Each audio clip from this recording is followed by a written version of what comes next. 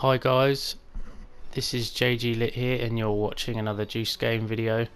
This is going to be a map review on the map Point du Hoc. Gameplay of this map is going to be playing in the background, so I hope you enjoy the gameplay.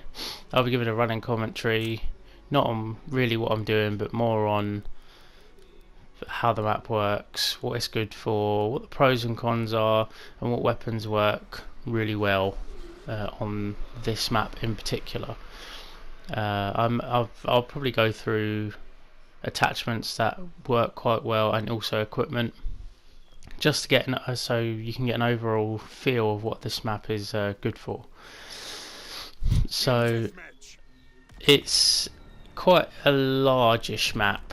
It has quite a cluttered centre with trenches, bunkers, stuff like that, and the outside is quite open, so it's sort of, yeah, there's a lot of close quarters fighting goes on the inside and distance is added to it on the outside. Now I try and use a sniper rifle in this level because I couldn't wait to start sniping on this game. It didn't work particularly well because there's very few sniper lanes on this level, so I struggled a bit using the snipers. So snipers, I wouldn't suggest it unless of course you're going to maybe quick scope. See if you can quick scope on this map. I have no problem with people if they was to try that, but I strongly suggest you use probably a submachine gun is best for the trench side of this level, so where I am at the moment.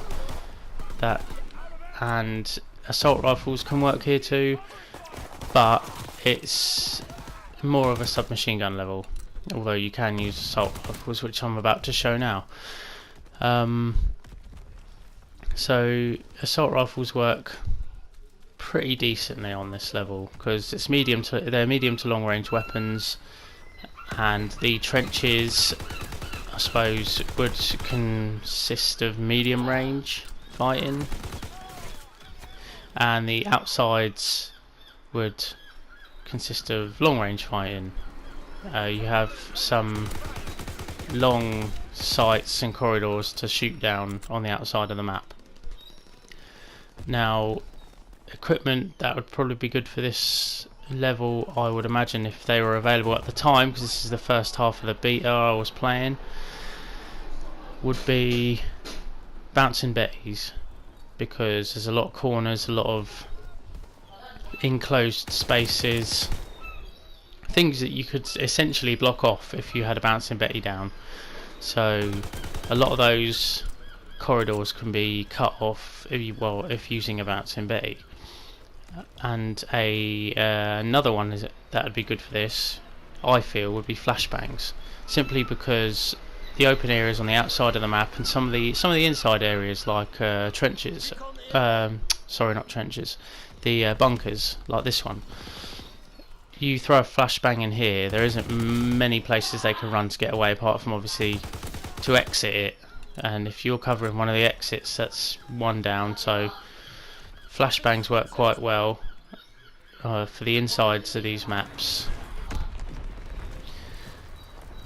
And the attachments I would suggest using is a close range sight like I'm using. Anything over a 4 times, I think people would struggle with the aiming, and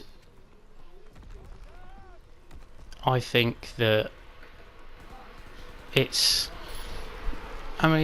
close range sight, and particularly anything else you really want to use, is the attachments to use for this level aren't exactly specific, because there's a wide range of shooting lanes and fighting distances, close range, medium range, long range, so you could use it really anything and it'd work in one form or another.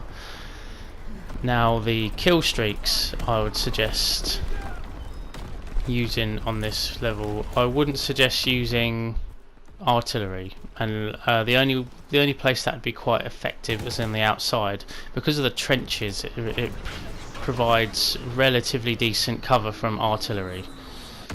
The glide bomb, like you just seen, that's quite a good one because you can be very precise with it. You could even get in through some of the broken parts of the bunkers. You can directly hit trenches. Recon plane work good as well. With the amount of trenches and passages and stuff where people can hide or where they are and you just can't see them, it's a big advantage to have a recon plane on this level. Paratroopers will work quite well as well because on the insides of the maps there's just no space to avoid the paratroopers. You'd literally just be running into them, and it'd be like 50-50 chance of outgunning it, I'd imagine. So those would do really well, I feel. And the perks that I think would be good on this, well, I say perks, the best division to use with the perks would, I'd imagine, probably be the airborne or infantry. The best divisions to use on this level, simply because it facilitates for levels of this size and complexity, you know, the bunkers, the trenches. So I feel that all the information that I've given you would probably benefit you the most on this level. And with this levels, this seems to be quite a popular level from what I've heard. People like playing this, so you'll get quite a few people probably try very hard on this level because they like it.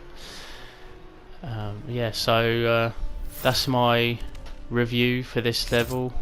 It's a very good level. I enjoy it. It's one of my favourites, and I can't wait till I can play this properly on the full game because everything will be available. All the attachments and equipment will be there. Okay, thanks guys for tuning in.